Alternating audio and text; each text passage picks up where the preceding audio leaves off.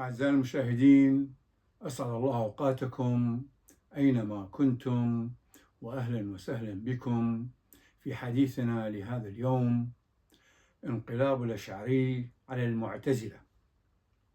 ولد أبو الحسن علي الأشعري في البصرة، وتوفي في بغداد في 324 للهجرة الموافق 936 للميلاد، وهو سليل نسب الصحابي الكبير أبو موسى الأشعري.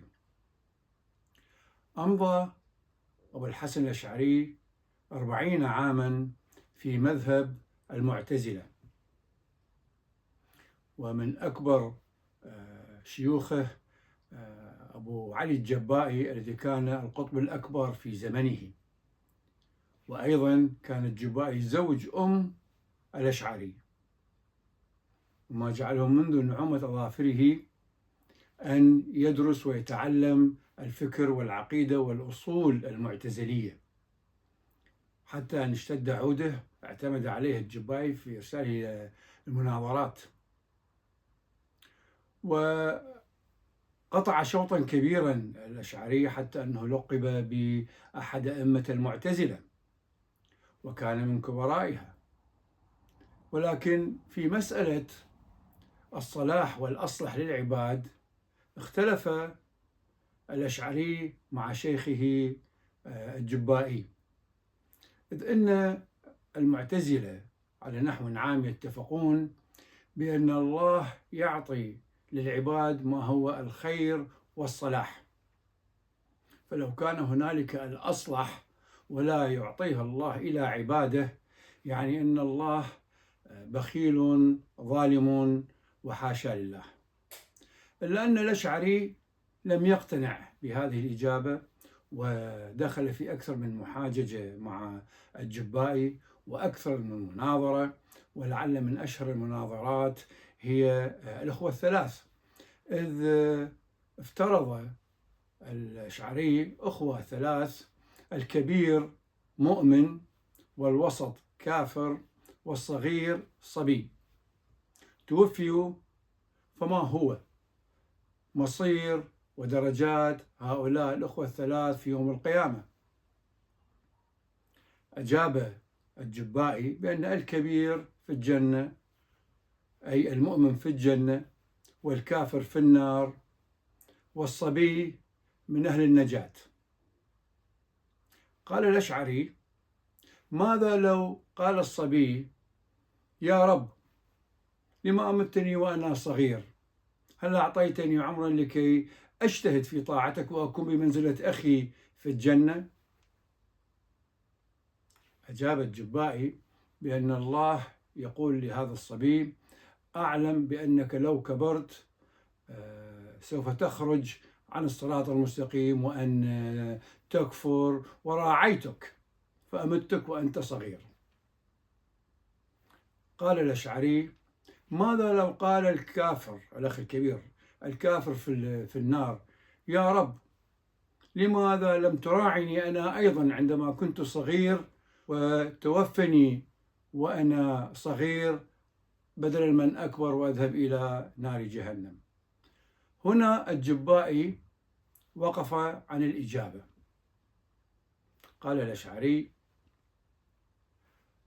وقف حمار الشيخ في العقبة، وكان جوابا فيه تهكم وسخرية، وزادت من الخلاف فيما بعضهم البعض، وحتى وصلت إلى القطيعة، وبدأ الأشعري يتربص بالجبائي، وعندما يحضر إلى مجالسه أي يلقي محاضراته يدخل خلسة ويكلف أحد الجالسين بأن يسأل الشيخ ما هو مصير الأخوة الثلاث.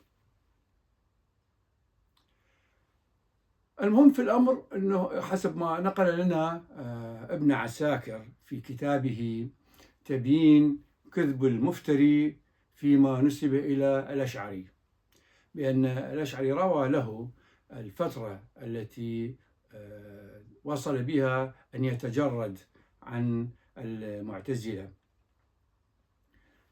روى الأشعري قائلا: في إحدى الليالي صعد شيء في صدري، وبما كنت فيه من العقائد صليت ركعتين إلى الله سائلا أن يهديني إلى الصراط المستقيم. وفي المنام رأى رسول الله عليه أفضل الصلاة والسلام وشكى له عن حاله، فأجابه عليه أفضل الصلاة والسلام: عليك بسنتي. وفي الصباح لم يخرج الأشعري من بيته، وبقى 15 يوما لا يخرج. وخرج بعد صلاة الجمعة إلى مسجد البصرة وقال للناس: من عرفني فقد عرفني، ومن لم يعرفني أعرفه بنفسي، إلى أن أعلن تبرئته من المعتزلة فكرا وعقيدة وأصولا، وقال: أخلعهما عن جلدي كما أخلع قميصي هذا، فنزع قميصه ورماه على الأرض. وأيضا له مؤلفات في الاعتزال رماها.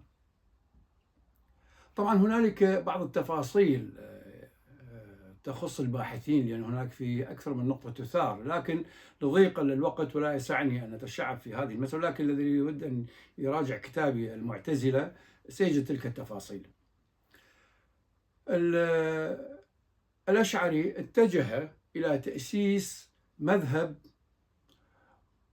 وسطي توفيقي بين العقل والدين، إذ أن المعتزلة غالوا في الجانب العقلي، وحتى أنه الآيات القرآنية تتعارض مع العقل يذهبون إلى تأويلها لكي تتوافق مع أحكام العقل، في حين أهل السنة على العكس تماما يرفضون التأويل خشية من الخطأ والانحراف ومن ثم الوقوع في الضلالة.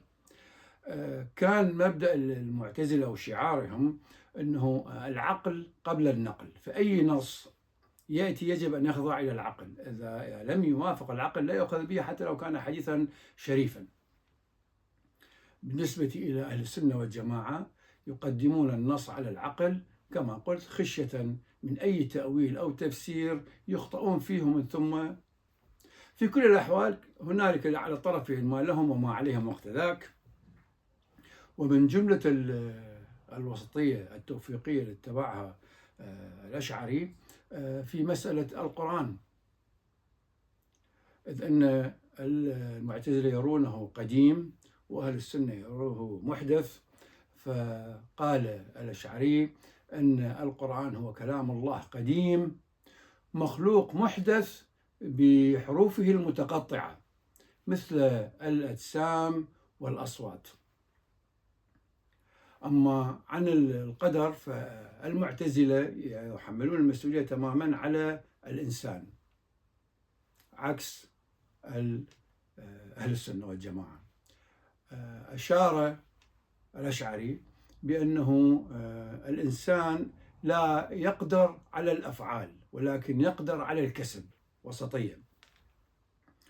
وأيضا في مرتكب الكبيرة، إذ مال قريبا إلى المرجئة، لكنه أكثر دقة وتوضيحا في هذا الجانب، إذ قال: المؤمن الموحد الفاسق يترك إلى مشيئة الله، فإن شاء الله أن يغفر له ويدخله الجنة، وإن شاء عاقبه على فسوقه ويدخله الجنة. هذه الوسطية كانت ضرورية جدا، لأنه في الربع الأول من القرن الرابع الهجري كان هناك فتورا في الفتوحات الإسلامية، وهذه الراحة أثارت كثير من الجدال والسجال بين الحركات، وسواء كانت دينية أو فكرية أو فلسفية، سواء كان من داخل المسلمين أو من غير المسلمين. لذلك كانت هذه الوصية مهمة جدا، وأقبل الكثير من المسلمين إلى اعتناق المذهب الأشعري، وكان لحد يومنا هذا استمرت، وخاصة العلماء الأشعرية في جامع الأزهر في مصر لا يزالون يكفرون المعتزلة، في حين لو عدنا إلى أمرين اثنين. الأول عندما قال العالم والمؤرخ شمس الدين الذهبي أنه في اليوم الأخير، الأيام الأخيرة إلى الأشعري وهو قرب أجله، أرسل في طلب الذهبي وقال ذهبت إلى داره في بغداد وقال لي اشهد علي بأنني لم أكفر أحدا من المسلمين، الإسلام يجمعهم ويشترك عليهم. في حين الصديق المقرب إلى الأشعري وهو أبو علي زاهر الفقيه، عندما توفى الأشعري ورأسه في حجر صديقه المفضل زاهر الفقيه، قال آخر جملة نطقها الأشعري: لعن الله المعتزلة موهوا وخرقوا. فهنا هل أن تناقض